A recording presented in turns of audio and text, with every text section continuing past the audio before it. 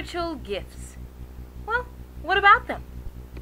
So I just came from Bible study and I definitely enjoyed it because it talked about spiritual gifts. And that's one of my favorite topics to talk about when the Bible is mentioned, spiritual gifts. Because I try to get a better understanding of what they're about, what are all the spiritual gifts, what can I do with mine, do I have some? I love to talk about spiritual gifts. And that's what I'm going to talk about tonight. But I'm going to come from 1 Corinthians chapter 12, verses 4 through 10, and it reads, "There are diversities of gifts, but the same Spirit. There are differences of ministries, but the same Lord.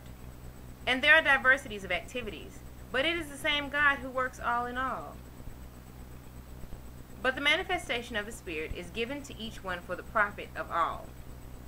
For to one is given the word of wisdom through the Spirit, to another the word of knowledge through the same Spirit, to another faith by the same Spirit, to another gifts of healings by the same Spirit, to another the working of miracles, to another prophecy, to another discerning of spirits, to another different kinds of tongues, to another the interpretation of tongues."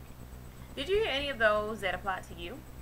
I read these and I do notice that I have some of these spiritual gifts. But what are spiritual gifts for? Spiritual gifts are not for us, but they're for the edification of the church. They're here for us. We have spiritual gifts to help other people to get closer to God.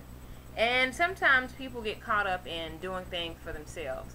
They have a gift, and a gift from God, that's what I'm talking about. They have a gift, and they use those to look good. Understand that we must use these gifts for God's purpose. He put us all on this earth for a purpose, and that's to get others closer to Him. He wants to use us. He wants us to do His will. Can you want other spiritual gifts? Yes, you can. In fact, there is spiritual reference. In 1 Corinthians chapter 14, verse 1, it reads, "Pursue love and desire spiritual gifts, but especially that you may prophesy." Prophesy means to predict through spiritual guidance. God will tell you exactly what you need to say to the other person. So, in a nutshell, spiritual gifts are in 1 Corinthians. They are gifts from God. Spiritual gifts are like presents from God. No one can take them away from you.